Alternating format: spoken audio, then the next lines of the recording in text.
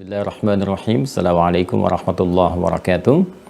Alhamdulillahi rabbil alamin. Wassalatu wassalamu ala rasulillahil karimil amin. Sayyidina Muhammadin wa ala alihi wa sahbihi wa ummatihi ila yaumiddin wa ba'd. Faya ahbaballahi wa ahbaba rasulihi sallallahu alaihi wasallam. Usi nafsi wa iyyakum bitaqwallahi faqad fazal muttaqun. Fala tamutunna illa wa antum muslimun. Faqala ta'ala ya ayyuhalladzina amanu taqullaha haqqa tuqatih wala tamutunna illa wa antum muslimun. Saudara-saudariku, berjumpa kembali di kesempatan kali ini yang kita mohonkan pada Allah semoga kita semua diberkahi di hari ini, dilindungi, disehatkan dan diberikan bimbingan terbaik untuk menjalani sisa kehidupan kita sehingga dapat tertata dengan mulia, diridhai oleh Allah dan kembali membawa bekal yang cukup untuk mendapatkan rahmat Allah Subhanahu wa taala. Semoga hamba-hamba Allah yang berkehidupan sampai dengan detik ini dan belum beriman, dikuatkan jiwa mereka, hati mereka dimantapkan, lisan mereka dibimbing untuk bersyahadat sebelum wafat kembali kepada Allah. Semoga para pelaku maksiat dan dimungkinkan kita berada di dalamnya juga mendapat sentuhan di dalam jiwa terdalam untuk dapat bertobat, mau meniti jalan yang benar, kemudian merakit hayatan thayyibah, pola hidup yang terbaik dibandingkan hari-hari sebelumnya yang kelam yang pernah dilalui, dan bisa ditutup akhir kehidupannya dengan kehidupan yang mulia, pengantar pada kematian yang indah dengan husnul khatimah. Baiklah, di pertemuan yang lalu saya ingin sempurnakan terlebih dahulu. Kita telah sampai di detil ya, bagian kedua di Asma'illahil Husna yang terkait dengan klasifikasi nomor 2 ya, klasifikasi dan tingkatan kedua dari 8 yang kita pernah sampaikan jumlahnya. Jadi secara cepat kita ingin uraikan bahwa menguatkan pokok keimanan kita dari 6 itu yang kita kenal dengan rukun iman, ada detil pemantapannya, detil pengetahuan yang terkorelasikan dengan aktivitas kehidupan kita. Maka bagian pertama kita masih dalam poin itu, yaitu al-ma'rifatullah. Ma'rifatullah, mengenal Allah Subhanahu wa taala secara sempurna yang terkait dengan interaksi kita dalam penyembahan kepada Allah, baik aspek teologis yang telah kita kaji, kemudian interaksi rabbani yang berwujud penghambaan kita baik dalam memohon, kemudian juga mengadu, kemudian juga berdoa dan sebagainya. Seperti apa berinteraksinya, maka Allah memperkenalkan kepada kita nama-nama terbaik, sifat-sifat mulianya yang dikenal dengan Al-Asma Al-Husna. Dan dengan Al-Asma Al-Husna itu jadi pengantar bagi kita untuk membaca semua tanda-tanda Rabbaniyah yang ada di semesta ini, bahkan pada diri kita sendiri, dalam rangka mendekatkan diri kita kepada Allah Subhanahu wa taala.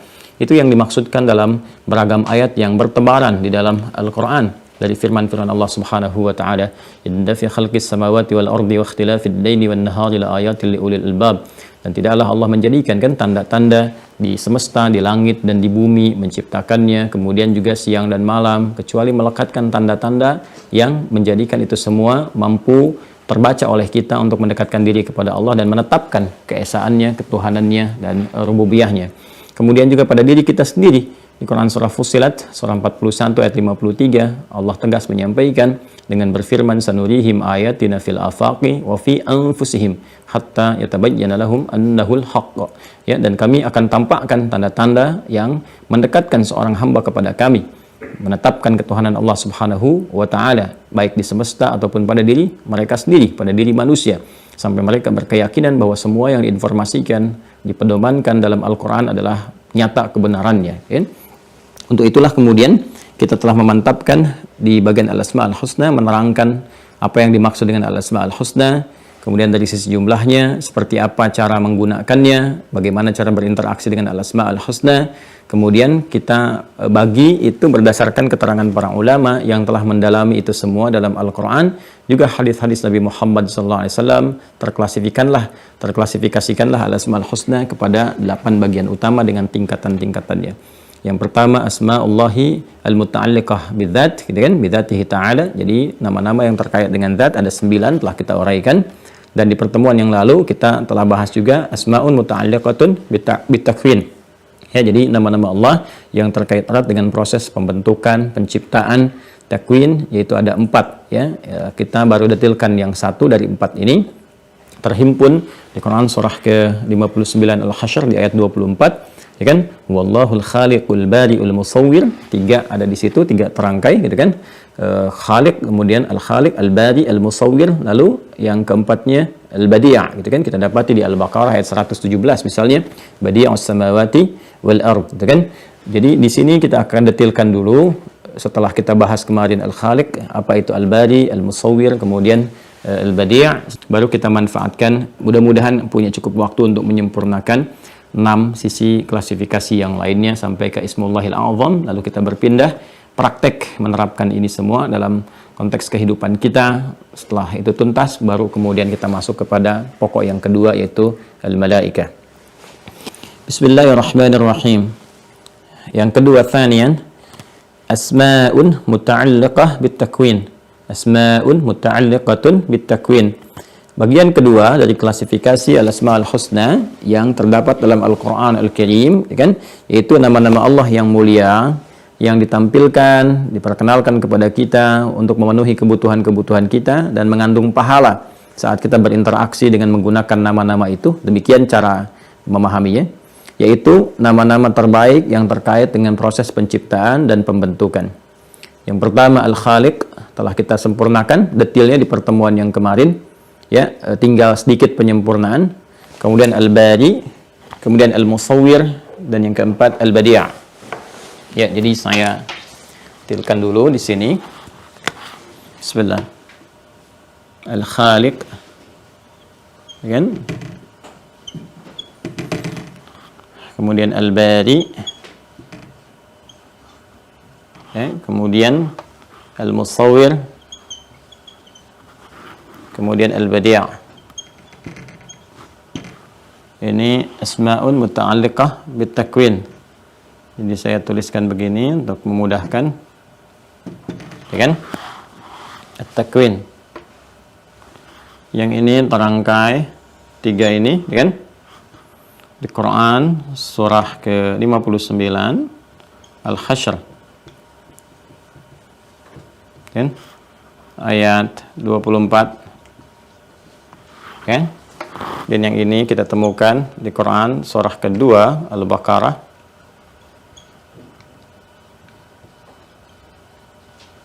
ayat 117. Ya. Di pertemuan yang lalu telah kita uraikan selain makna kata al-khaliq juga hal-hal yang terkorelasi dengan itu semua.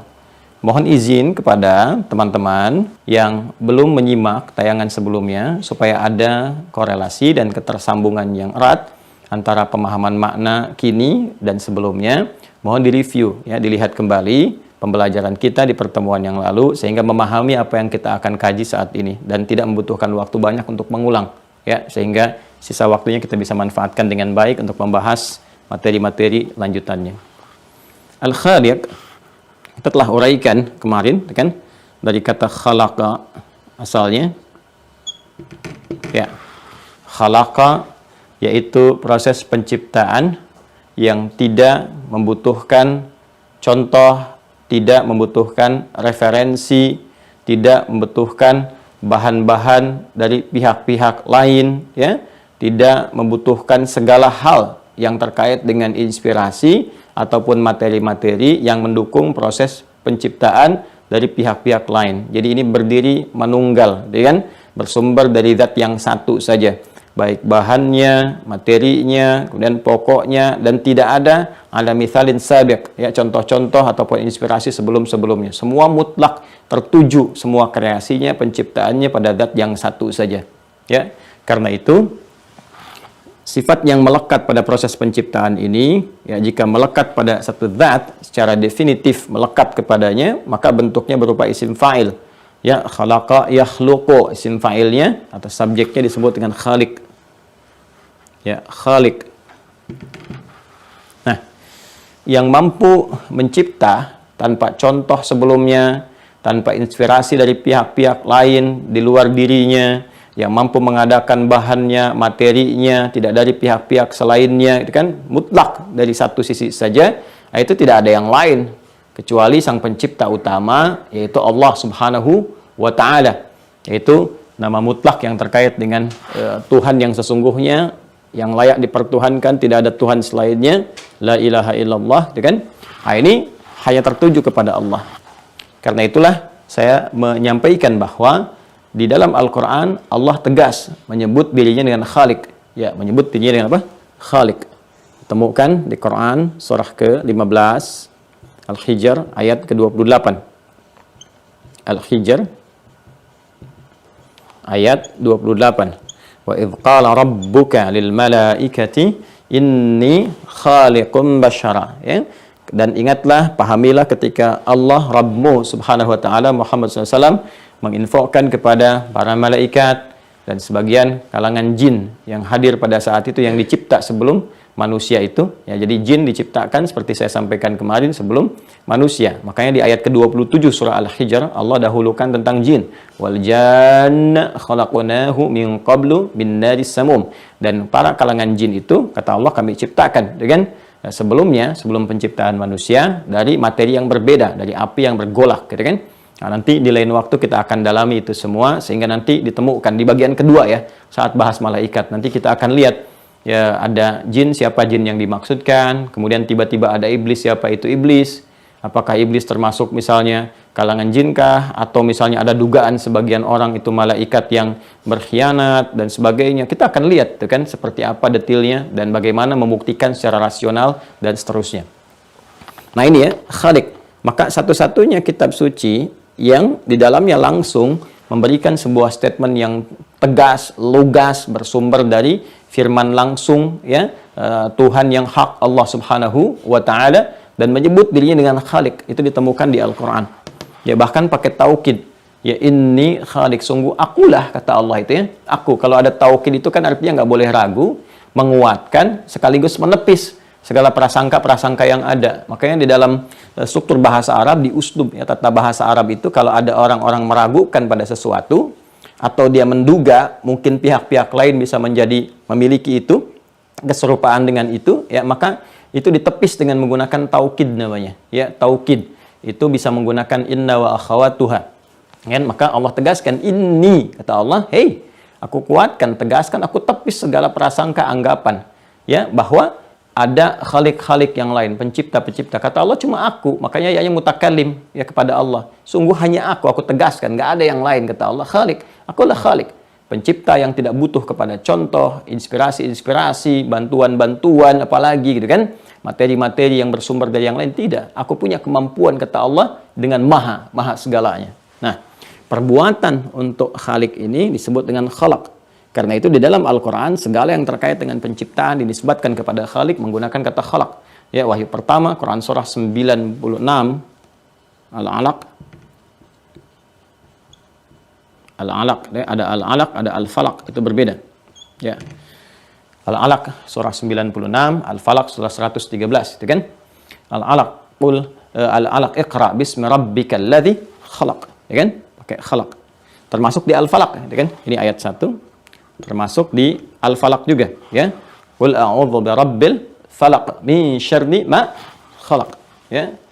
Termasuk juga semua yang dicipta oleh Allah Subhanahu wa Ta'ala berupa makhluk-makhluk, ya, baik yang berkehidupan, kemudian juga yang kita tidak lihat sebagai bagian dari makhluk yang bernyawa, tapi ditugaskan oleh Allah untuk memberikan satu fasilitas kehidupan yang memudahkan makhluk-makhluk bernyawa itu untuk melakukan peribadatan kepada Allah Subhanahu wa Ta'ala dengan caranya tersendiri. Walaupun semua makhluk semua beribadah dengan caranya tersendiri, ya. Seperti kita lihat manusia, kita diciptakan juga menggunakan proses khalaq, ya. Kita lihat Quran surah ke-51 Adz-Dzariyat ayat 56. Ketika Allah berfirman, "Wa ma khalaqtu", tu'nya ke sini ke Khalik, ke Allah. "Wa ma khalaqtul jinna wal insa illa liya'budun", pakai khalaq. Ya. Demikian juga langit, bumi, inna fi khalqis samawati wal ard, ya, wa ikhtilafil laili wan nahari la ayatil li ulil albab. Khalaq. Ya, jadi untuk ingin memberikan kesan bahwa langit ini nggak ada model sebelumnya yang diinspirasikan dari pihak tertentu, nggak ada Tuhan. Allah seakan ingin menetapkan dengan menggunakan kata ini saja. Allah ingin menetapkan nggak ada Tuhan selain aku, ya kan? Ya, karena cuma aku yang Khalik, kata Allah. Nggak ada Tuhan selain aku. Aku buktikan itu, lihat ke langit, ada tanda aku tetapkan. lihat bentangan di bumi, lihat di lautan, ya lihat segala hal. Makanya Allah terangkan di dalam Al-Quran, kalau kita rajin ngaji Quran, rajin baca ayat Quran, minimal lihat terjemahannya, ya, Anda menghatamkan novel itu yang ratusan ribuan halaman bisa semangat begitu rupa dan cepat 3 hari selesai. Ya, kenapa Al-Quran itu kan yang 624 halaman kalau dihalamankan standar gitu kan, nggak membuat kita cepat untuk bisa menghatamkannya dalam sehari 2 hari, ya kan? Ya, demikian kita bisa termotivasi untuk melihat, karena motivasi yang kuat yang penting dihadirkan pada diri kita. Jadi kalau kita mengerti dengan konsepsi ini, lalu kita baca Al-Quran, Allah beri petunjuk nih, membaca langit supaya menemukan tanda kebesaran Allah yang mendekatkan kita dengan Allah. Begini caranya.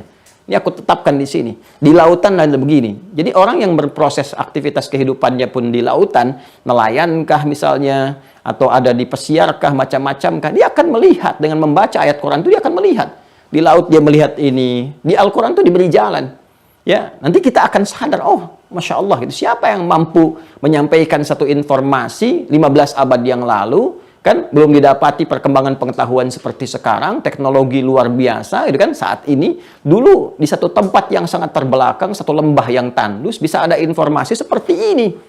Ya, menyampaikan di antara sekian lautan itu ada yang punya unsur minyak, wal bahrul masjur, dan potensi air laut yang bisa memercikan api. Diterangkan bagaimana di lautan itu bisa membentuk kapal-kapal berlayar, gitu kan. Yang Al-Baqarah 164 itu, inna fi khalqis samawati wal ardi, gitu kan. Kemudian kalau kita kaitkan waqtilafil laili wan nahari wal fulkil lati tajri fil bahr bima yanfa'un nas. Di balik penciptaan langit dan bumi, pergantian siang dan malam, serta ini kapal-kapal yang berlayar di lautan, gitu. Ya, itu kan bagaimana Anda bisa terbayang nggak, gitu kan, bagaimana seseorang yang tinggal di tempat yang tandus, terbelakang, nggak ada peradaban, aksesnya sangat terbatas, bisa menyampaikan sebuah informasi kapal-kapal berlayar, kan? Kapal-kapal yang berlayar itu di lautan, ya kan? Kemudian banyak hal lah, bagaimana awan-awan itu bisa bergerak, ya, tertata rapi dan sebagainya. Itu ada informasi dahsyat, ya. Di aspek itu yang nanti menginspirasi, ada hukum Archimedes, ada macam-macam, gitu kan. Kemudian bagaimana kita diperkenalkan dengan sistem berkehidupan dari reproduksi, kemudian perkembangan janin di dalam rahim dengan Al-Hajj, Quran surah 22 ayat kelima itu, gitu kan. Itu kan belum sampai kita ke sana. Dibuktikannya sekarang kan.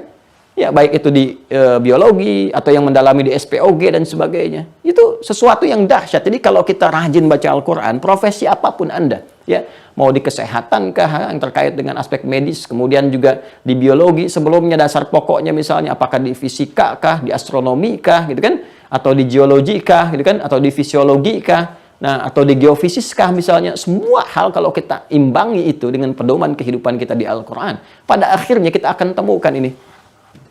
Ya, akan temukan Khalik. Karena Allah mencipta khalaqa semua alam ini yang terkait dengannya untuk menunjukkan keesaan, kebesaran, dan juga kemantapan kita untuk beriman pada Allah Subhanahu wa Ta'ala. Semua yang dicipta ini disebut dengan makhluk. Nah, ini khalaqa, khalik, makhluk. Dan makhluk ini nanti diberikan karakter sesuai dengan aspek penciptaannya. Apa karakternya? Ya kan? Itu yang disebut akhlak. Akhlak. Ya. Dari kata khuluk juga. Akhlak dari kata khuluk. Terus semua teman-teman sekalian ini hybrid, ya.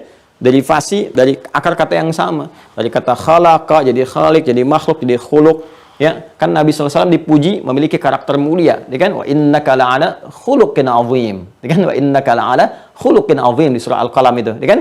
Dan sungguh engkau Muhammad SAW memiliki khuluk, ya, khuluk, akhlak, karakteristik yang mulia. Ya, ini karakter dari bawaan satu penciptaan yang hadir dalam fitrah.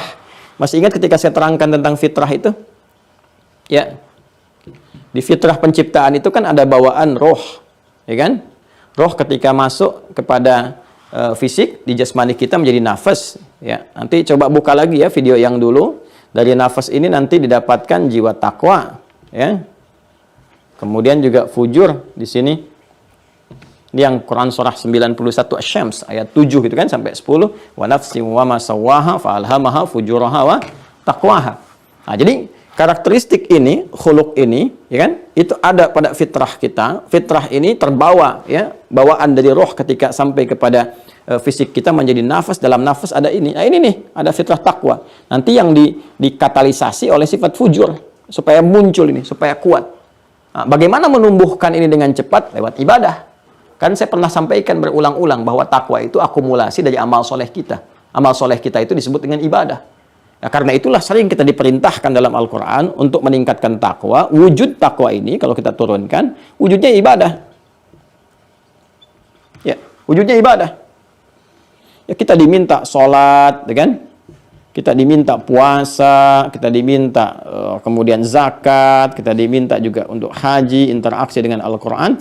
Dalam rangka apa? Ini menguatkan, mengaktifkan cahaya-cahaya iman yang berwujud pada sinyal takwa ini. Ya, karena itu ketika kita diperintahkan sholat, itu bagian dari sifat orang takwa. Dzalikal kitabu la raiba fi. La raiba fi itu kan iman kita kepada Allah, nggak boleh ragu. La raib itu kan iman artinya, ya kan? Ya hudal lil muttaqin. Akan menjadi petunjuk isi Al-Quran semuanya bagi orang takwa. Siapa orang takwa itu? Kembali ke iman dulu. Alladzina yu'minuna bil ghaib. Ya kan? Imannya terus dikuatkan, ditingkatkan, dibuat sebuah ikatan yang kokoh gitu kan dalam jiwanya. Wa yuqimunas shalah. Ini diperintahkan untuk salat itu untuk menguatkan sinyal takwa. Demikian ke bawahnya puasa sampai ke haji. Ya ayyuhalladzina amanu kutiba alaikumus syiyam kama kutiba alal ladzina min qablikum la'allakum tattaqun. Menguatkan ini. Nah, jadi ketika kita diperintahkan untuk ibadah, teman-teman sekalian, nah, kemudian ini terakumulasi hasil kebaikan itu lewat takwa, ini akan disupport nanti. Disupport terus ya menjadi khuluq nanti, jadi akhlak puncaknya. Ini yang akan memberikan satu pembeda pada perilaku kita. Jadi memberikan bimbingan kepada perilaku kita untuk tampil dengan mulia. Nah, karakteristik mulia ini yang dilatih lewat ibadah, itu disebut akhlak namanya. Itu bawaan fitrah kehidupan. Makanya kita ini dipaksa dalam tanda petik ya, dihukumi wajib oleh Allah Subhanahu wa taala untuk ibadah itu supaya menjaga kemuliaan kita. Jadi Allah tuh sesungguhnya dengan sifat rahmannya, gitu kan? Ya bukan ingin memberikan beban, tapi ingin menjaga kehormatan kemuliaan kita. Nanti lawannya kan dilarang tuh yang haram-haram. Haram kan seakar dengan kata hormah. Diserap ke dalam bahasa Indonesia itu hormat. Kenapa diharamkan ini? Untuk menjaga kehormatan kita. Lagi-lagi ke sini.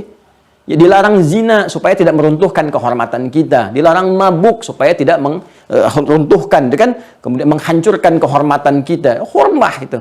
Ya. Jadi kita harus paham ini. Kalau kita mengerti tentang konsepsi ini, kita paham bahwa kenapa diperintahkan ibadah? Karena ibadah itu jalan untuk melahirkan akhlak sebagai fitrah dari kata khalaq.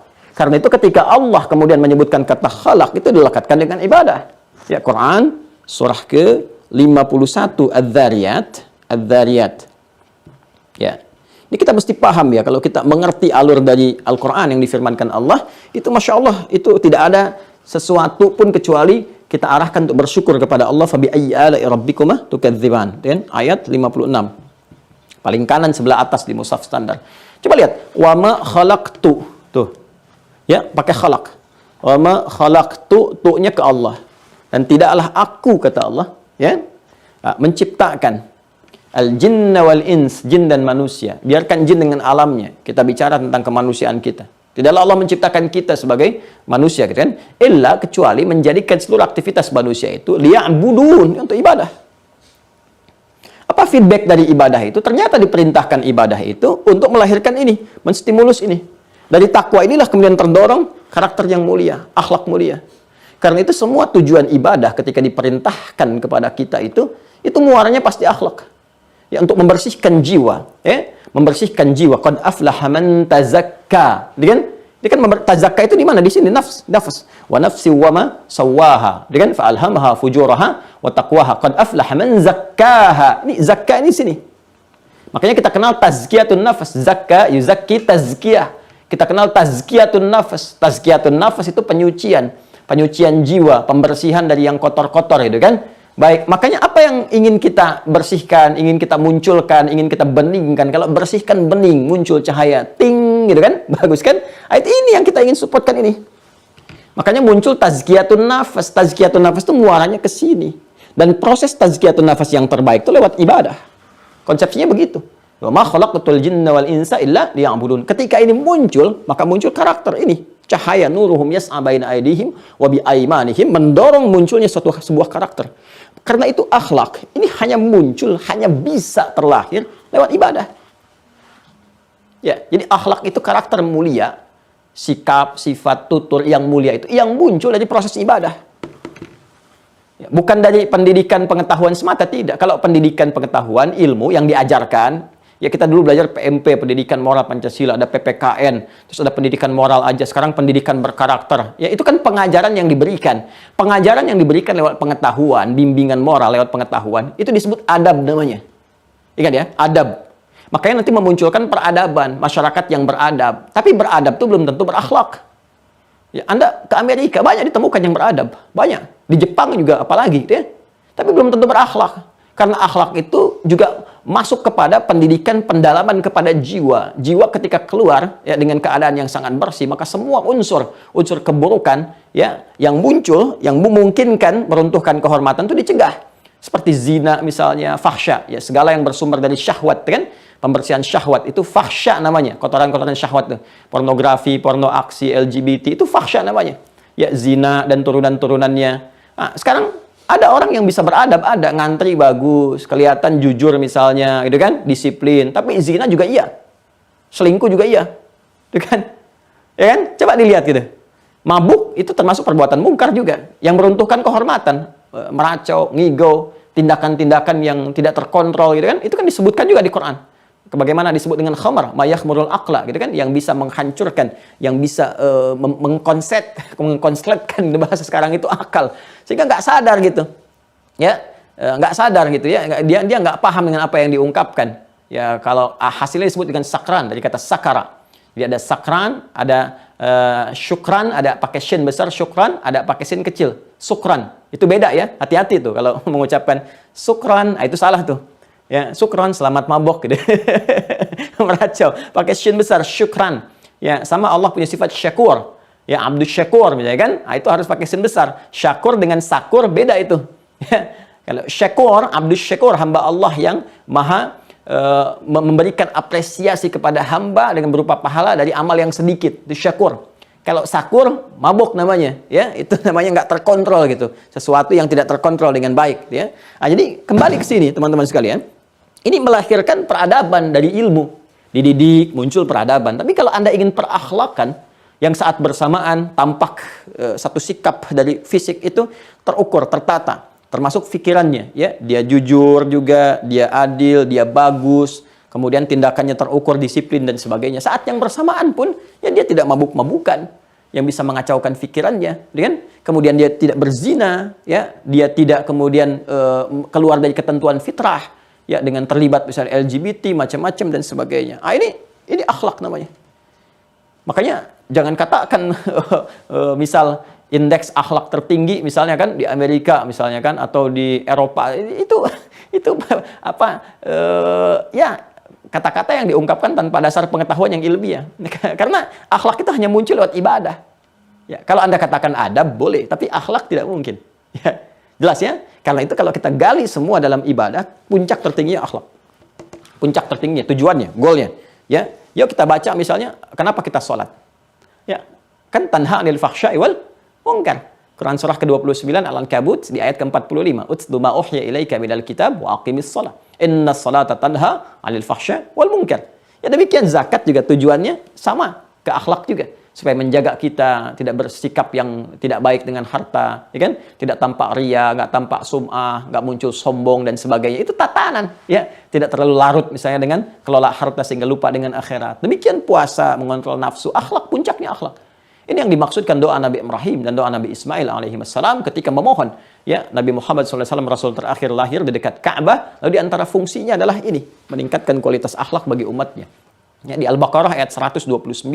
Rabbana wab'ats fihim rasulan minhum yatlu 'alaihim ayatika wa yu'allimuhumul kitaba wal hikmah wa yuzakkihim innaka antal azizul hakim. Dikabulkan oleh Allah 30 generasi kemudian dengan turunnya surah kedua Al-Baqarah di ayat 151.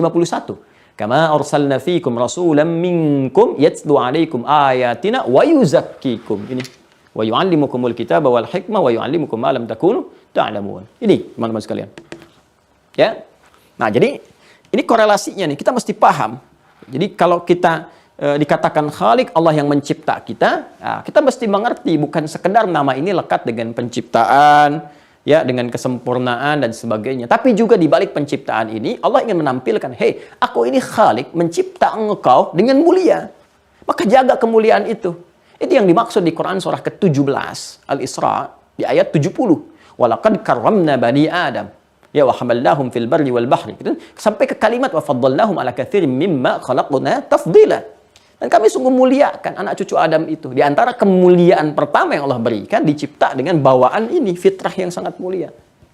Makanya semua manusia pada fitrahnya cenderung pada kebenaran. Penipu pun nggak pengen ditipu. Pencuri pun nggak mau dicuri. Koruptor pun nggak mau dikorupsi. Kenapa? Karena di hati yang terdalamnya ada kecenderungan pada kebenaran. Dia akan menolak. Ya, makanya kan orang berdusta itu bukan karena nggak pengen dia berdusta. Dia sadar itu salah. Cuman lupa. Saat dia berdusta itu lupa kalau itu salah. Ya kan? Lupa itu nasia. Aku lupa nasitu. Kami lupa nasina. Maka kita diajarkan doa di Al-Quran Al-Baqarah ayat 286, ya kan? Termasuk ayat ruqyah itu kalau sering lupa dan salah. Rabbana la tu'akhidna in nasina au akhtana. Ya kan? Ya Allah jangan hukum kami kalau kami lupa, dan lupa itu mendorong kami untuk salah. Ya, nasya itu lupa. Banyak makan nasi, banyak lupa. Ini saya waktu kuliah itu ada guru kami, Masya Allah itu kan, bertanya di ilmu hadis, ya. Mana kita apa artinya ini. Kita kompak jawab waktu itu, nasina ya Syekh, ya Ustaz. Kami lupa ini ya Ustaz. Maka beliau katakan, akaltum nasi katsiran fanasitum. Ini kan kalian banyak makan nasi karena itu kalian banyak lupa. Ini ya, paham ya? Jadilah Al-Khaliq. Inilah Al-Khaliq.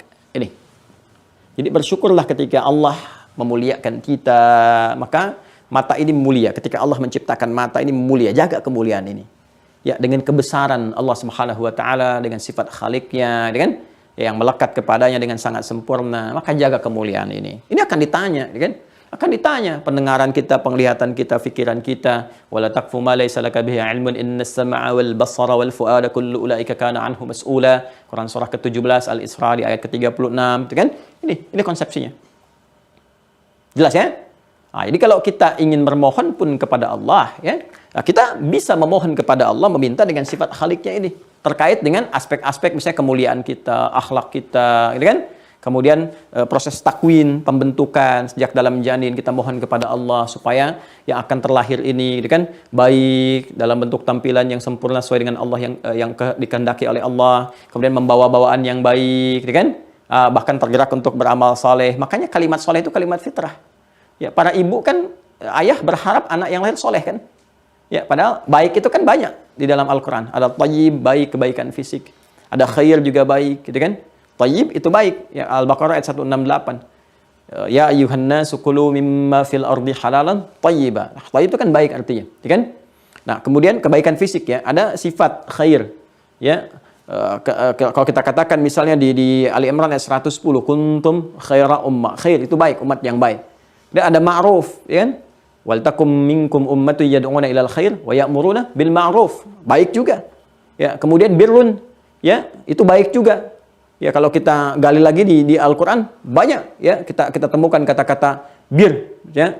Laisal birra an tuwallu wujuhakum qibala al-masyriqi wal maghrib misalnya. Kata bir juga. Ya, kita temukan ihsan juga baik.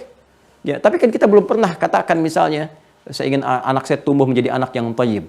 Oh jangan, nanti kayak Bang Toyib, 2 tahun puasa 2 kali lebaran nggak pulang-pulang. Kan tidak begitu kan? Saya ingin anak saya menjadi khair misalnya. Tidak, tapi Anda katakan soleh kan? Soleh itu kalimat fitrah. Dan soleh ini bawaan dari sini. Ya, makanya ketika berdoa, Allah pun sudah menyebutkan di Al-Quran, surah ke-7 Al-A'raf. Di ayat 189. Surah ke-7 Al-A'raf, ayat 189. Nah, ini catat saja dulu ya. Nanti belakangan kalau kita melihat lagi, kan, memahami lagi, nanti pelan-pelan sambil diputar videonya. Itu sudah fitrah. Ya, falamma taghasyaha hamalat hamlan khafifa famarrat bi. Ketika istri mulai mengandung, ada tanda-tanda kehamilan, mengandung, berproses sampai kandungan berat, falamma athqalat da'wallaha rabbahuma. Kemudian keduanya suami istri bermohon kepada Allah, la in ataitana salihan. Ya Allah, sungguh kalau Engkau anugerahkan kepada kami anak yang saleh, lanakunanna minasyakirin, kami akan sangat bersyukur kepadamu. 189 dia ya. Ya, walaupun nanti orang tua kadang-kadang tidak mewujudkan itu. Dia bermohon tapi ketika lahir lupa. Karena itu menjadi masalah. Fa abawahu yahwidanihi ayunassiranihi aw yumajjisanihi. Makanya ayat 190-nya itu menyebutkan pelanggaran komitmen dari sebagian orang yang ketika diberikan potensi untuk soleh itu dia tidak rawat dengan baik. Makanya cukupkan di ayat 189 untuk kita mengetahui fitrah ininya. Jelas ya? Nah, jadi kalau kita ingin memohon, kemudian kita bisa bahkan berdoa. Teman-teman kan pernah lihat ya, atau pernah mendengar doa ketika kita di cermin itu, bercermin, merapikan pakaian, masih ingat doanya? Allahumma kama hassanta khalqi fahassin khuluqi. Ayo, hafal nggak doanya? Ya kan? Allahumma kama hassanta khalqi fahassin khuluqi. Ya Allah, aku ini sekarang berpakaian. Kau anugerahkan kepada aku, alhamdulillah. Ya Allah, sebagaimana Kau telah sempurnakan penciptaanku, ya Allah, maka sempurnakan juga perilakuku, moralku, karakterku. Jangan sampai dengan pakai pakaian aku jadi sombong, ya. Pengen selalu dipuji, ingin tampil mendapatkan penilaian orang dan sebagainya. Ya Allah, tunjukkan karakter yang layak dengan pakaian yang aku kenakan ini. Nah, maka dengan pakaian apapun itu akan disesuaikan gitu dan terjaga. Dan pakaian itu kan memberikan sibghah, warna pada karakter kita. Ya, nggak mungkin ada orang pakai baju koko ke disko misalnya kan? Ya, seperti orang pakai dasi, pakai jas ke sawah untuk macul kan nggak mungkin. Kan memberi kesan gitu. Makanya kan ada doa yang kita bacakan itu untuk membentengi perilaku kita dengan pakaian dikaitkannya dengan khuluq. Ya, dalam ya, kan kalau kita kaitkan ini bukan cocok logi ya, dicocok-cocokkan jadi logos itu tidak, tapi memang ada isyaratnya yang kita bisa temukan dan jadi pembelajaran berharga dalam kehidupan kita. Nah, detil ya, karakter-karakter ini yang dimunculkan memberikan satu sifat dengan penuh warna yang membedakan satu makhluk dengan yang lainnya sehingga kita bisa melihat si fulan dengan si fulan ya, walaupun misalnya ada mirip-mirip gitu kan. Ya, bagai pinang dibelah dua, ada yang dibelah tiga gitu kan, yang kelihatan kembar, mirip-mirip dan sebagainya, dan seterusnya lah ya, sampai ada yang bikin acara asli atau palsu kan, dan sebagainya, dan seterusnya. Tetap semua punya ciri khas perbedaan ya, baik di DNA-nya, RNA-nya, kemudian sidik jarinya, macam-macamnya, sampai ternyata ke karakternya. Nah, dan semua itu menunjukkan satu keistimewaan dan diberikan tanda siapa yang bisa membuat begitu. Nah, itu kita harus temukan itu. Karena puncak dari kata khalqun itu ayat. Ya, yang menyadarkan kita akan kebesaran Allah. Coba cek inna fi khalqis samawati wal ardi wa ikhtilafil fil laili wan nahari la ayat. Sanurihim ayatina fil afaqi wa fi anfusim. Jadi tanda itu yang kita baca. Jadi kalau kita melihat ada kemiripan, bagus, indah begini, sebetulnya semua terarahkannya. Harusnya orang beriman itu sinyal imannya aktif. Allah. Masya Allah. Ma khalaqta hadza batila. Ya. Kemudian nggak ada yang cacat, sempurna, detil sekali. Sehingga walaupun terlihat seperti mirip, ada detil yang membedakan satu dengan yang lainnya. Nah, kesempurnaan sesuatu tanpa cacat, yang memberikan detil yang sangat sempurna, membedakan satu dengan yang lain, disebut Al-Bari namanya. Al-Bari.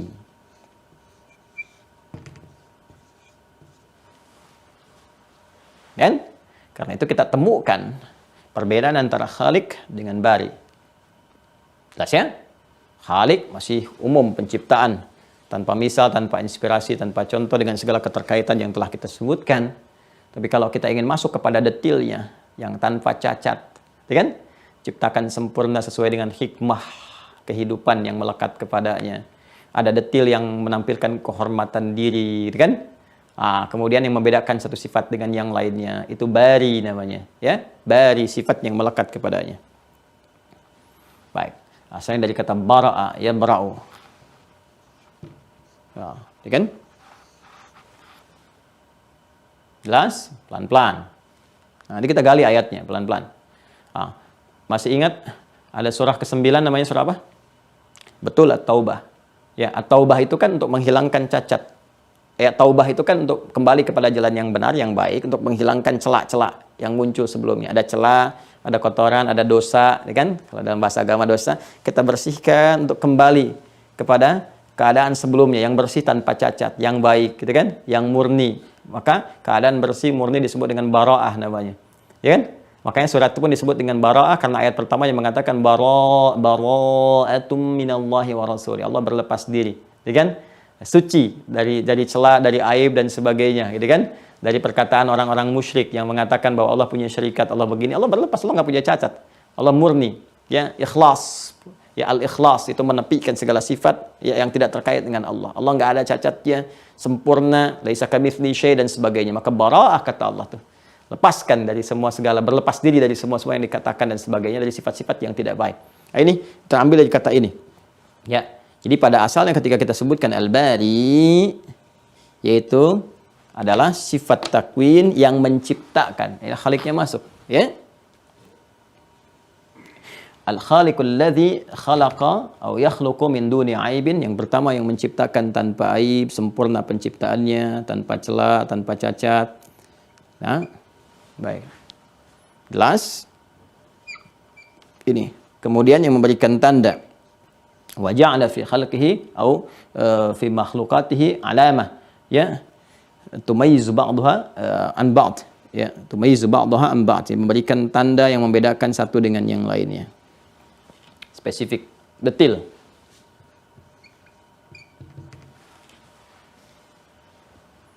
Jelas ya? Nah, karena itu nanti kita temukan kata bari ini dalam Al-Quran sentuhannya banyak kepada jiwa kita. Ada yang mengarahkan kepada membersihkan diri dari aib, dari celah, gitu kan? Dengan konteks bertobat gitu. Makanya saat orang bertobat itu bisa mengatakan Allahumma ya tawwabul bari, gitu kan? Ya Allah yang maha penerima tobat dan maha penyuci dari segala celah dan aib. Itu cepat itu. Ya, makanya ketika umatnya Nabi Musa alaihissalam tuh kaumnya bandel luar biasa, janji tobat, ingkari lagi, janji ini ingkari lagi, bahkan melakukan tindakan udah lengkap lah, komplit, kriminalisasi, persekusi macam-macam gitu kan, sampai harus diberikan satu ancaman punishment yang lebih tinggi. Ya kan, kalau kita melihat ini standar berpikir logis ya, rasional, bahkan dalam kehidupan kita pun kita pahami ini. Jadi munculnya satu ancaman yang tinggi, misalnya di kitab undang-undang hukum pidana, misalnya KUHP itu kan, ada ancaman-ancaman pidana, melakukan ini ancamannya hukuman tertingginya kan hukuman mati gitu kan. Ya, baru kemudian hukuman seumur hidup, ini, itu, dan sebagainya. Itu kenapa muncul hukuman yang demikian dahsyat? Karena memang kadar-kadar perbuatannya itu bisa menimbulkan efek yang luar biasa bahayanya, buruknya. Jadi pada sesuatu yang membahayakan itu diberikan ancaman yang tinggi supaya nggak dilakukan. Ya, jadi kalau memang masih dilakukan ada yang konslet dalam dirinya gitu kan, itu memang sudah direncanakan untuk mendapatkan hukuman itu. Jadi kalau orang sadar akan mengalami hukuman begini kan nggak akan lakukan. Ya, misal yang melakukan korupsi hukuman mati, ya kan, langsung aja hukuman mati. Maka siapa yang mau mencuri? Siapa yang mau korupsi? Kecuali memang yang sudah berniat pengen mati gitu, ya, untuk mendapatkan hukuman itu. Jadi hukuman itu ditingkatkan kadarnya, dimaksimalkan untuk memberikan kesan ada bahaya. Jadi Anda bayangkan kepada fisik saja kita bisa keluarkan tingkat hukuman yang tinggi. Narkotika itu kan tinggi, ya. Makanya di pesawat-pesawat tuh kalau mau mendarat di Indonesia dari luar negeri itu disampaikan hati-hati konsekuensi dari bawa narkotika bisa hukuman mati gitu. Ya, disampaikan, pramugari sudah menyampaikan tuh, ya, diinformasikan kepada kita. Membahayakan fisik. Anda bisa bayangkan membahayakan fisik bagian terluar dari manusia itu hukumannya bisa tinggi, bisa sampai ke kematian. Maka bagaimana dengan membahayakan roh sebagai sumber kehidupan? Membahayakan iman sebagai generator penggerak dari kita bersikap yang kalau salah imannya salah perilakunya, kan? Nah, maka Allah pun sampaikan dengan sifat bari, dengan ancaman yang tinggi. Kamu ngeyel begini gitu kan, ini ancamannya bisa pada kematian gitu kan, kalau kamu benar ingin tunjukkan taubat kamu, saking ngelesnya tingkat tinggi yang sangat luar biasa dan membahayakan. Maka di Quran surah kedua Al-Baqarah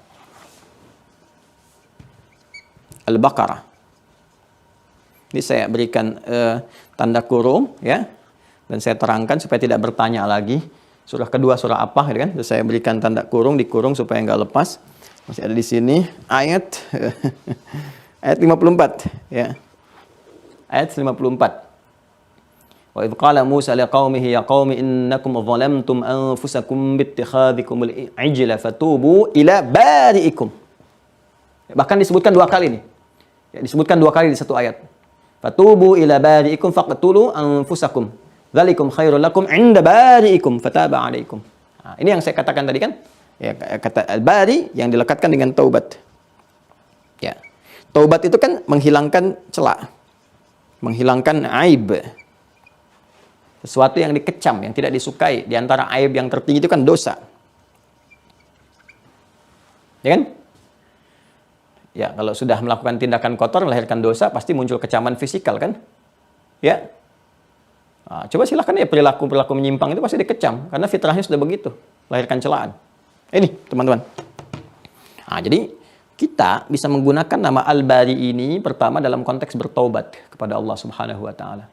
Kalau memang kita ingin serius, tobat nasuha, tobat yang benar, bisa melapangkan jiwa kita, menuntun pada jalan kebenaran, membuktikan kebenaran iman, kita mohon pada Allah.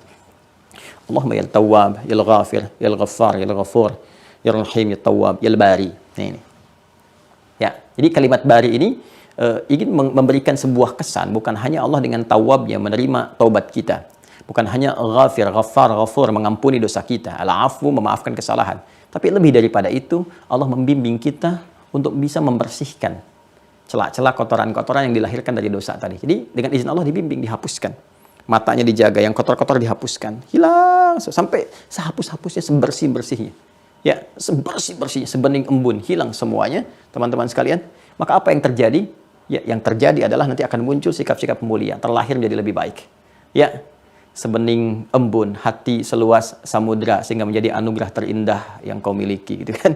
Dari satu pemberian yang dahsyat ini udah hilang nih. Ya, udah kembali ke fitrah. Ya, jadi kalau sudah seperti ini, maka muncul karakter-karakter yang mulia, yang tadinya nggak bagus, jadi baik. Nah, itu peran Al-Bari itu membersihkan celah-celah aib-aib, dosa-dosa, dan sebagainya. Makanya kalau kita sedang bertobat, minta kepada Allah ini nih, sebut namanya Al-Bari. Nah, jelas kan?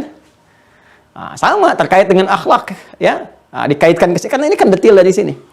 Kita lihat anak-anak kita, kan? Masya Allah beragam, tampilannya macam-macam tuh yang begini. Tanda ini kan tanda-tanda tuh yang mendekatkan kita dengan Allah. Masya Allah, ya bisa ya. Di satu anak beda dengan yang satu, beda dengan yang lain. Detailnya bisa beda. Yang satu kelihatan diam, tapi ternyata menyimpan satu potensi yang dahsyat. Yang satu kelihatan aktif begini, tapi ternyata punya kemampuan yang luar biasa di balik itu, melengkapi semua yang ada di keluarga. Ya, kita bersyukur kepada Allah, memohon dengan semua tanda pembeda itu melahirkan pada kebaikan. Maka bisa disebut Allahumma yal khaliqul bari. Masya Allah, kan? Allahumma yal bari. Ya Allah yang maha baik, yang menghilangkan aib, memberikan detil pada setiap ciptaannya. Ya Allah, memberikan jalan kebaikan, ya Allah. Ahsin khuluqahum. Ya, muliakan akhlak mereka, ya Allah. Berikan bimbingan kepada mereka, wafaqhum, ya Allah. Ya, bi barakatika ya arhamar rahimin, dengan keberkahanmu ya rabbal alamin. Ya, terus kita minta, kita mohon. Ini kita bisa gunakan.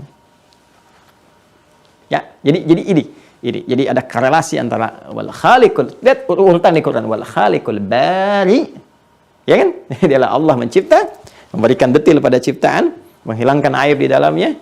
Nah, kemudian setelah itu kan kalau hilang yang aib-aibnya, yang tidak sempurna, ya disempurnakan, dibentuk tuh. Terbentuklah kita secara fisikal. Takwin kan proses pembentukan, dibentuk dengan rupa yang membedakan satu dengan yang lainnya. Dibentuknya itu sesuai maslahat. Jadi tinjauannya itu bukan perspektif kemanusiaan dengan nafsunya. Kalau nafsu itu kan bisa memberikan pandangan itu bisa relatif kan. Orang mengatakan kan cantik itu relatif katanya. Walaupun sebagian orang mengatakan jelek itu mutlak kan. Itu kan persepsi pribadinya saja gitu ya. Tapi sebuah orang bisa mengatakan relativitas itu muncul. Ya, bagi si A ini relatif. Bagi si B ganteng, bagi yang lain tidak. Punya ukuran-ukuran tersendiri. Ya, makanya Allah itu memberikan kesan kesempurnaan itu ya, bukan pada tampilan fisikal yang dinalar oleh nafsu manusia, bukan. Tapi Allah memberikan sebuah kesan kesempurnaan itu, bentuk yang sempurna, tampilan yang sempurna, dengan maslahat yang akan mengiringi kehidupan hamba yang tercipta itu. Itu yang disebutkan kesempurnaan. Karena itu ketika kemudian Allah berikan detailnya, dibentuk nih dengan luar biasa, sesuai apa yang Allah kehendaki. Ya kan? Dikehendaki oleh Allah Subhanahu wa Ta'ala sejak dalam kandungan, kemudian keluar nampak perubahan fisikalnya dan sebagainya. Itu sesuai dengan maslahat hidupnya. Karena dengan seperti itu bentuknya dicipta sempurna, sesuai maslahat hidup, dia akan mengalami sebuah proses kehidupan yang kita nggak tahu di masa depan bagaimana. Nah, itu bagian fisik itu yang telah Allah cipta itu yang akan mensupport dia mendapatkan maslahat dengan proses kehidupan yang dia akan alami. Ya, karena itu ketika Allah membentuk sesuatu dengan memberikan maslahat ke dalamnya, itu disebut musawwir namanya. Al-musawwir. Ini. Ya. Quran surah ketiga Ali Imran. Ya, di ayat yang ke-6. Quran surah 3 Ali Imran. Ali Imran ayat ke-6. Walladzi yusawwirukum fil arhami kaifa yasha. Ya kan? Sejak di rahim. Dialah Allah yang membentuk engkau, kan? Sedemikian rupa seperti yang dia kehendaki sesuai dengan maslahat yang engkau akan alami dalam fase kehidupan sampai kembali kepada Allah. Nah, makanya nanti ada yang dicipta laki-laki, ada yang perempuan. Dan maslahatnya itu ke diri kita, ke hamba. Jangan tanyakan, ya Allah, kenapa engkau ciptakan aku perempuan bukan laki-laki? Ya, aku merasanya seperti laki-laki, ya Allah. Ini seperti jiwaku, jiwa perempuanku terperangkap dalam fisik laki-laki. Jangan terlalu kreatif. Ya. Jangan terlalu berpikir yang aneh-aneh gitu kan. Laki-laki saja. Perempuan saja. Kan saya sering katakan, kalau Anda niat saja. Nggak usah berubah jadi Kurniadi. Kurniadi saja. Nggak usah dipendek-pendekin jadi niat gitu kan. Ya udah, itu Anda akan dapatkan sebuah maslahat dalam menjalani kehidupan. Yang itu memberikan yang terbaik untuk kita. Ya. Jadi jangan pandang kita dengan orang lain. Jangan pandang kita dengan misalnya gender yang berbeda. Tidak, Allah berikan kita sesuai maslahat hidup kita. Ini yang terbaik untuk kita. Kenapa? Karena Allah mengetahui masa depan, kita nggak tahu. Wallahu ya'lamu wa antum la ta'lamun. Ya, maka jalani, syukuri semua yang tercipta dengan indah. Ya, wa sawwarakum fa ahsana suwarakum. Quran surah ke-64 At-Taghabun ayat 3. Quran surah ke-64 At-Taghabun. Taghabun. Ayat ketiga. Ya kan? Ya kan? Allah membentuk engkau dengan segala rupa, ya, kemudian menyempurnakan bentuk itu. Ya, sawwarakum fa ahsana suwarakum. Ya, kemudian Allah membentuk engkau setelah ada detil sebagai membentuk, disempurnakan laki-laki, perempuan, laki-lakinya begini, yang matanya yang ini coklat, yang ini hitam, yang ini misalnya kebiruan dan sebagainya. Masya Allah itu. Ya, fa ahsana suwarakum, dan menyempurnakan bentuk tampilan itu. Ya, bentuk tampilan itu. Maka Masya Allah jadilah seperti kita sekarang. Ada Hidayat ya begini. Ya kan? Ada, ya walaupun nama-nama mirip, bisa kan bisa kelihatan dari tampilannya bisa berbeda. Ya, Adi Hidayat ada Taufik Hidayat, ada Ade Hidayat yang cuma beda I dengan E. Tapi bisa berbeda, kan? Dan lain sebagainya. Inilah kuasa Allah Subhanahu wa taala. Dan banyak ayat tadi terkait dengan ini. Bahkan di situ dengan tampilan yang sempurna ini dan dengan ilmu yang dalam, Allah perintahkan malaikat untuk hormat. Di Quran surah ke-7 kan, Al-A'raf, kalau kita gali dari sampai ayat 11 itu kita temukan, ya, thumma sawwarnakum, ya kan? Kemudian kami bentuk engkau dengan sempurna yang sangat luar biasa. Setelah kesempurnaan itu terjadi, diberikan tambahan pengetahuan di Al-Baqarah 31, kemudian diperintahkan malaikat untuk hormat, ya, kepada manusia pertama itu, Adam alaihissalam. Perintahkan untuk sujud. Semua sujud. Ya, kecuali nanti iblis. Siapa iblis? Nanti pas bagian kedua kita akan bahas gitu. Ya, tapi kita ingin katakan teman-teman sekalian, justru dengan bentuk ini kita dihormati. Dengan bentuk ini malaikat diperintahkan untuk menghormati kita. Ya, sujud itu gambaran hormat. Kalau dari makhluk ke makhluk gambaran hormat. Ya, kalau kita kepada Khalik itu gambaran penghambaan, ibadah. Allah perintahkan untuk hormat malaikat kepada kita. Ya, penghormatan itu dimunculkan, dihadirkan oleh Allah untuk memberikan apresiasi kepada tampilan kita yang sempurna. Karena itu di antara provokasi yang dijalankan oleh setan itu, ya bagaimana kita itu tampil tidak percaya diri dan mengganti perubahan fisik kita, itu sudah ada di Al-Quran. Ya, sudah diberikan kesan. Itu ada di An-Nisa namanya, di suratnya, surah keempat. Surah An-Nisa. Quran surah 4. An-Nisa. Ya. Dari ayat 116 sampai 119. Terus, ya, jadi saya masukkan ke tertingginya dulu dari dosa syirik terus sampai Anda temukan nanti la'anahullah, ya kan? La'attakhidhanna min ibadika nasiban mafruḍa. Baik kan? Ada ayatnya. Wala udhillannahum wala umanniyannahum wala amurannahum fala yubattikunna adhanal an'am, ya kan? Sampai Anda temukan fala amurannahum fala yughayyirunna khalqallah. Baik, terus urutkan nih. Nah, setan kemudian menyampaikan proposal kepada Allah setelah dia dilaknat oleh Allah Subhanahu wa taala. Apa proposal yang dia mengajukan? Ya Allah, aku akan buktikan. Sombong lagi nih. Memang bawaannya sombong tuh. Aba wastakbar, enggan dan sombong. Bawaannya sombong tuh. Setan katakan, padahal dia bisa taubat. Ketika melihat Adam diterima taubatnya, dia bisa taubat. Kan pintar itu. Ya. Iblis itu kan cendekiawan yang kebelinger. Makanya di bahasa Yunani disebut dengan diabolis. Ya. Ada cendekiawan kita, namanya Dr. Syamsuddin Arif. Punya buku bagus tuh, Diabolisme Pemikiran. Ya. Itu diabolis itu dari bahasa Yunani itu ya. Jadi diabolis itu pintar tapi nyeleneh gitu. Ya, pintar tapi kepintarannya tidak ditunjukkan dengan jalan kebenaran sehingga cenderung melahirkan keonaran, bukan kebenaran tapi keonaran gitu ya. Jadi muncullah itu semua disebut dengan diabolis, yaitu berakar dengan kata iblis juga. Ya, aba wastakbar, bawaan sombongnya. Dia melihat Adam taubat diterima. Ya, tapi karena kebelinger, dia menyimpulkan, saya ingin tunjukkan kepada Allah saya tetap hebat gitu ya Allah. Nggak layak saya hormat kepada Adam. Karena itu dia tunjukkan lagi kepada Allah. Berikan saya kesempatan untuk memberikan provokasi kepada bagian terdalam di manusia. Dari dua potensi itu. Dia nggak bisa masuk ke takwa karena ada malaikat memberikan dorongan motivasi kebaikan di situ. Ya kan? Dia masuk kepada jiwa fujur. Di fujur itu dia provokasi dengan memberikan bisikan-bisikan halus. Ya. Ya, akan saya terangkan, takwa dengan fujur ada di dalam nafas, nafas ada dalam kolbu, kolbu ada dalam sodrun, sodrun ada dalam jamaknya dibentuknya sudur namanya, bisikan halus disebut dengan waswas. Kita berlindung kepada Allah dari provokasi setan yang sangat halus. Kita katakan alladzi yuwaswisu fi sudur linnas, kan? Di Quran surah 114 itu, qul a'udzu birabbin nas, malikin nas, ilahin nas, min syarril waswasil khannas alladzi yuwaswisu fi sudurin nas. Nah, ketika dilaknat dia mengatakan la attakhidanna min ibadika nasiban mafruḍa fujur. Jangan ambil ini nih untuk diberikan provokasi. Ya kan? Nanti kita bahas ketika masuk ke bagian kedua supaya lebih dalam lagi, ya kan? Nah, apa yang terjadi setelah itu? Dia bilang, "Fala udhillannahum." Aku akan sesatkan mereka. Ya, dibuat kita ke jalan yang menyimpang. Wala umanniyannahum. Aku akan berikan angan-angan imajinasi mereka sehingga menjauh dari pikiran-pikiran positif. Berapa banyak waktu kita habiskan untuk berkhayal, imajinasi. Ya. Hati-hati itu, hati-hati. Kadang-kadang pintu masuknya halus banget. Ya. Lihat, nerangin, ada ceramah Ustadz Fulan, bagus. Andaikan suamiku seperti Ustadz. Hati-hati. Awas nih.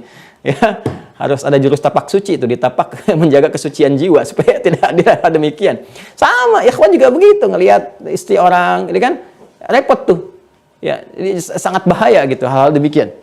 Ya, kemudian juga perangkat-perangkat maksiat dalam kehidupan, ke toilet, ya kan? Lama imajinasinya dibandingkan dengan bersih-bersihnya. Papa cepat keluar sebentar mencari inspirasi. Inspirasi kok di toilet? Ya kan? Ini ada kesan-kesan yang memang tampak itu kalau dikatakan demikian di Al-Qur'an terjadi. Lalu apa yang dia katakan? Di antaranya apa? Falyughayyirunna khalqallah. Aku akan bisikan kepada mereka sehingga mereka mampu merubah tampilan, ketetapan yang Allah telah tetapkan, diciptakan. Di antaranya apa? Tampilan fisik. Ya, kalau merubah sesuatu dalam konteks yang dibenarkan secara syariat, ada tuntutan syariat di sini. Ya, karena faktor-faktor medis tertentu misalnya yang mendukung pada keadaan tubuh kita dan sebagainya, itu kan yang mendukung pada proses kehidupan yang baik, beribadah, ya, itu dibenarkan secara syariat dengan batasan-batasan tertentu. Tapi ada hukum-hukum nanti yang melekat, nggak boleh merubah tampilan-tampilan yang sudah melekat menjadi bagian dari fitrah tanpa ada tinjauan-tinjauan medis yang dibenarkan secara syariat. Ya. Aduh, saya ini hidungnya kurang mancung nih gitu kan. Saya pengen robah, mancungin dikit berapa senti gitu kan. Saya ingat sama Pinocchio. Jadi itu hati-hati, nggak boleh tuh. Ya, betapa banyak justru berkah itu diraih dengan kepesekan dia gitu kan. Dan betapa banyak manfaat diraih dengan kemancungan. Jadi macam-macam lah bisa dilihat. Ya, jadi Anda jangan menyimpulkan dengan tampilan nafsu ketika melihat fisik seseorang. Tidak, ada keberkahan yang melekat pada dirinya yang dengan itu kemuliaan akan ditampilkan. Jadi terasanya saat menjalani kehidupan. Oh begini ternyata hikmah Allah menjadikan saya seperti ini. Masya Allah, Alhamdulillah. Toh besok meninggal juga. Kalau udah meninggal kan gak ada bedanya. Wah yang dilihat begini, begitu ya meninggal juga. Pada saatnya kembali terlahir, Masya Allah, diciptakan dengan sempurna keadaannya. Tinggal menikmati apa yang Allah janjikan. Indah. Sabar. Ada saatnya tiba, saatnya kemudian kita berpisah. Dan hilang segala penat dan kelelahan itu. Tinggal menikmati. Ya, makanya orang beriman tuh nggak takut mati, gitu kan? Nggak takut dengan kematian. Tiba waktunya, Alhamdulillah, selesai tugas. Sekarang kan sedang bertugas. Ya, seperti Anda senang kan? Saat di kantor kan senang tuh saat pulang. Saat gajian tuh senang. Wah, Alhamdulillah selesai. Murid-murid setelah belajar, oh senang tuh pulang, senang, dengan wisuda. Kita juga hidup begitu. Yang namanya fitrah kehidupan, senang. Ada tiba waktunya selesai. Saya mengajar selesai, Alhamdulillah. Selesai. Anda belajar selesai. Kita kerja selesai. Tinggal saatnya kita diwisuda oleh Allah. Ya, lewat jalur kematian. Makanya orang yang tidak ingin mati, orang aneh. Pengen ke surga tapi nggak ingin meninggal. Kan pintu ke surga itu kematian. Ya, saya ingin menatap Allah, ingin dekat dengan Allah. Jalurnya kematian, Joni.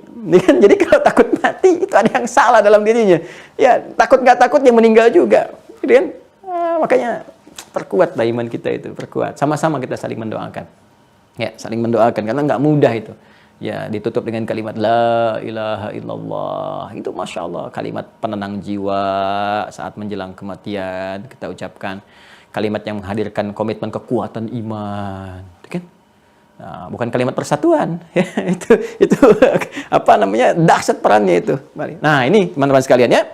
Nah, karena itu, semua sifat-sifat ini menjadikan Allah itu satu-satunya creator, ya, satu-satunya khalik yang memang utuh, sempurna, ya, sempurna, utuh, nggak ada contoh, detailnya bagus, luar biasa, nggak ada satupun bisa disamai. Laisa kamitslihi syai'. Kalau kita himpunkan semua sifat-sifat itu, maka kita namakan dengan badi', namanya, badi', gabungan keseluruhannya ini.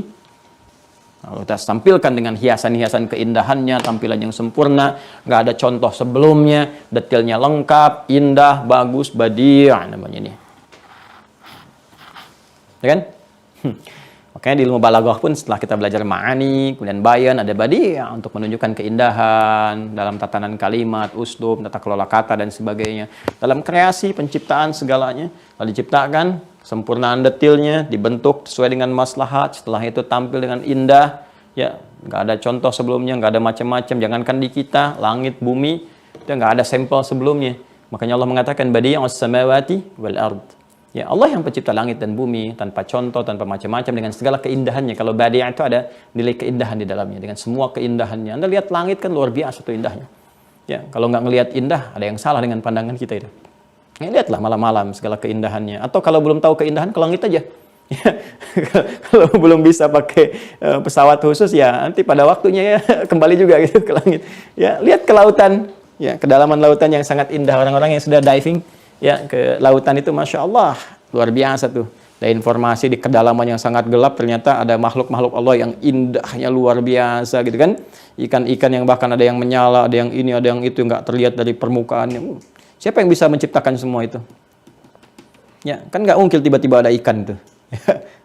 Nah ini, teman-teman sekalian, kalau kita gabungkan, ditemukanlah segala keindahan itu. Itulah sebabnya, kemudian kita temukan yang tiga menyatu di satu ayat, dikumpulkan di satu tempat, kemudian dengan sifat badi'nya di Al-Baqarah ayat 117. Lalu ditetapkan setelah itu, bukan cuma langit dan bumi saja. Wa idza qadha amran fa innama yaqulu lahu kun fayakun. Saking mudahnya, ya, kalau ada orang berkata, ini juga badi', ini bikin ini tanpa contoh, tanpa ini. Bedanya Allah, kun fayakun. Cuman dengan kun aja yakun. Anda mau kun sampai kiamat kurang 2 hari, kurang sehari, juga sampai kiamatnya terjadi, nggak akan jadi-jadi. Karena Anda bukan Khalik. Ya, saya bukan Khalik, kita bukan Khalik. Karena itu, gunakan segala hal ini ya untuk menjadikan permohonan harapan kita tertumpu kepada Allah, sekaligus juga melimpahkan pujian dan syukur kepadanya. Sampai kita berkata, Masya Allah, Alhamdulillah, wa khalaqta hadza batila, dan selanjutnya. Maka kalau sudah kita pahami ini semua, yang lahir itu nggak ada yang lain kecuali pujian, syukur, ya kan? Kebaikan-kebaikan. Nah, kini tinggal saatnya kita kemudian mengoreksi kepada diri kita, apakah makna-makna ini sudah dihadirkan dalam kehidupan kita. Itu kan?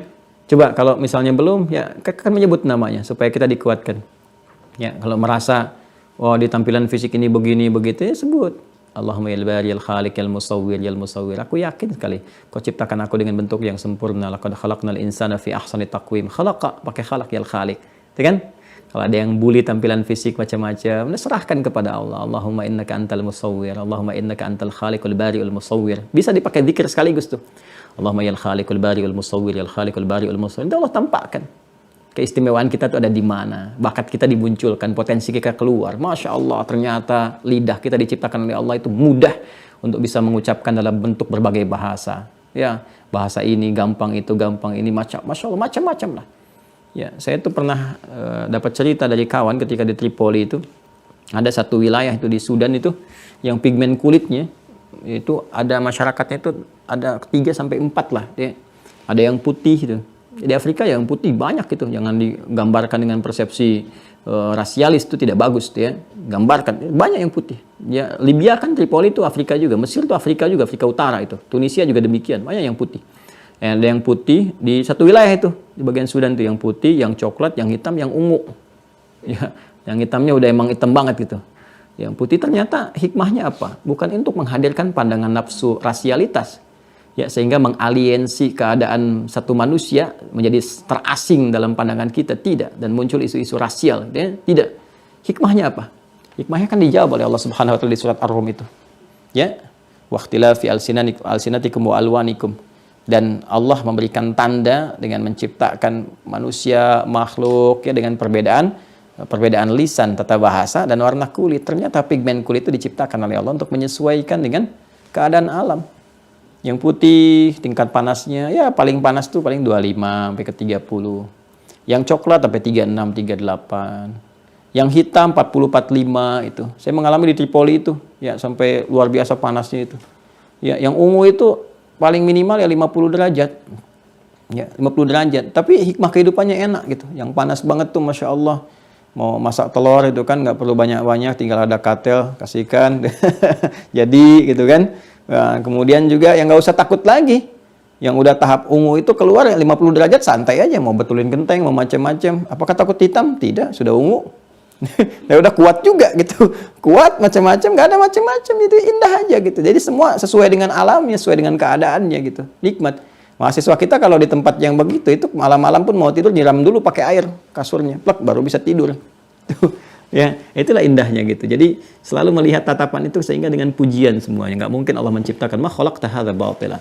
Ya subhanaka faqina adzabannar. Maha suci engkau Allah dari segala hal yang dinilai oleh manusia dengan nilaian yang tidak benar, maka mohon jauhkan kami dari penilaian yang tidak tepat sehingga berpotensi menjerumuskan kami pada murka dan neraka-Mu. Inilah bagian kedua, ya, nama-nama Allah yang indah melahirkan pahala terkait dengan proses penciptaan. Silahkan digunakan sesuai dengan kebutuhan-kebutuhan kita, ya, baik itu terkait dengan fisik, doa untuk anak yang mau terlahir, kemudian juga untuk pembentukan karakter, doanya keluarkan ya saat bercermin gitu, kita bisa bacakan ini, ya Allahumma yal khaliq yal bari'ul musawwir kama hasanta khalqi fa hasin khuluqi, boleh tuh ya, mintakan tuh doa-doa demikian. Terus saat makaikan baju ke anak kita, dengan ya kan kita katakan Allahumma inni as'aluka khaira ma huwa la wa a'udzubika min syarri wa syarri ma huwa la. Dipakai nggak doa itu tuh? Saat pakaikan ke anak-anak kita tuh. Ya Allah, aku memohon segala kebaikan yang kau lekatkan dalam penciptaannya, ya Allah. Kan? Mohon dengan dipakaikan tertutup auratnya. Aurat itu kan hal yang tidak ingin tampak, kejelekan yang tidak ingin tampak, ya. Dan pakaian terbaik itu kan takwa. Walibasu taqwa dzalika khair. Dan pakaian takwa itu yang terbaik. Di Al-A'raf kan demikian Allah sampaikan. Jadi seperti Allah, ya Allah, seperti engkau anugerahkan rezeki untuk membeli pakaian menutupi aurat fisik ini, maka tutupi auratnya dengan jiwa takwa, dengan kebaikan-kebaikan. Allahumma yal khaliqul bari'ul musawwir. Ya, Allahumma inni as'aluka khaira ma wa inni as'aluka khairahu wa khairu ma huwa lah wa a'udzubika min syarri wa syarri ma huwa lah. Pakai itu saat dipakaikan itu. Ya, saya mencoba membiasakan itu pada anak-anak dipakaikan ini. Kemudian baca, kita tulisin di cermin supaya anak-anak juga baca, dia baca sendiri. Allahumma kama hasanta khalqi fa hasin khuluqi dan sebagainya. Gitu ya, teman-teman sekalian. Ya, saya kira itu yang barangkali bisa disampaikan. Selebihnya silahkan diamati. Kalau ada yang kurang-kurang tepat dari penyampaian, khususnya misalnya penyebutan ayat atau penempatan nomornya atau lainnya, silahkan diingatkan supaya saya juga bisa betulkan. Ya, kalau ada hal-hal yang benar itu Allah menitipkan sebagai petunjuk berdasarkan ajaran disampaikan Rasulullah SAW, silahkan diamalkan. Tidak ada kaitan dengan saya pribadi. Kalau salah jelas saya pribadi yang salah. Kalau salah jelas saya pribadi yang keliru. Mohon dimaafkan. Ya.